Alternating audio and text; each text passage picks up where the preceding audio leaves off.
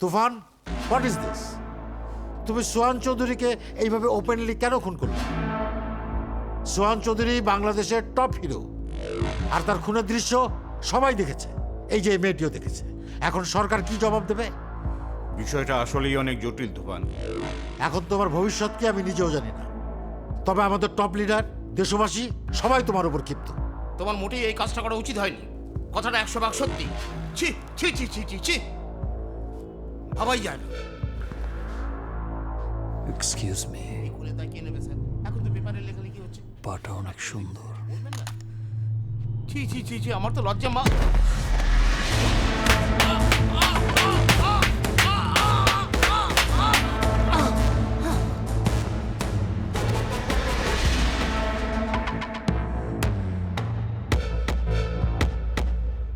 এই নেন press release.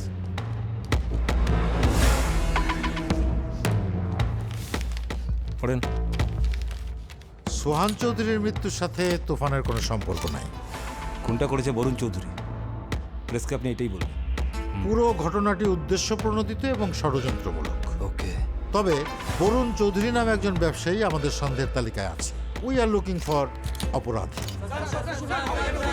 দাঁড়ান দাঁড়ান, উনি বলুন, ওনাকে বলতে দিন। দেখেন, তুফানকে দেখা আর খুনের সাথে সম্পর্ক দুটো তো এক জিনিস না, দুটো ভিন্ন জিনিস। আর আমার তো মনে হয় তুফান নামে কেউ নাই। থ্যাঙ্কস। এটা আপনাদেরই গণমাধ্যম কর্মীদের সৃষ্টি, আর আমি এই উত্তরটা দিতে পারছি না তদন্তের সাথে। ওকে, ধন্যবাদ। আস্তে আস্তে।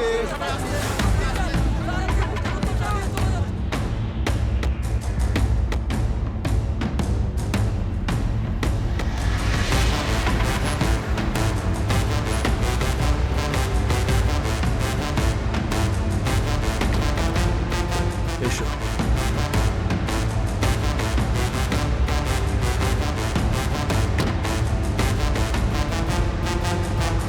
আজ থেকে তুমি এই প্রাসাদেই থাকবে। তোমার যা যা স্বপ্ন সব পূর্ণ করে দেব।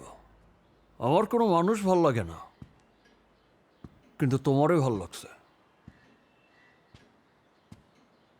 কারণ তুমি মানুষ না,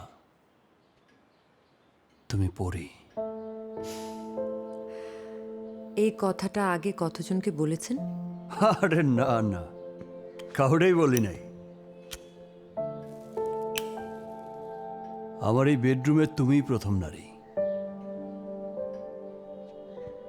থেকে যাও এই রাজ্যে। এই তো আস্তে আস্তে মনের আসল ইচ্ছেগুলো বেরোচ্ছে। তো কতদিনের জন্যে?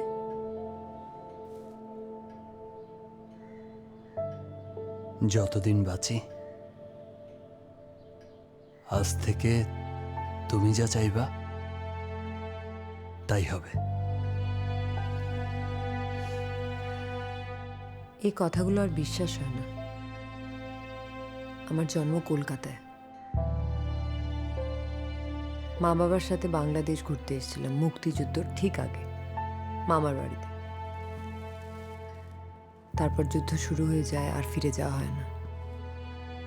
পাকিস্তানিরা মা বাবাকে মেরে ফেলে, আর তার সাথে আমার স্বপ্নগুলোকেও। মামা বলতো, তুই যাই চাইবি তাই হবে। দেখুন না কি হলাম, বার ডান্সার।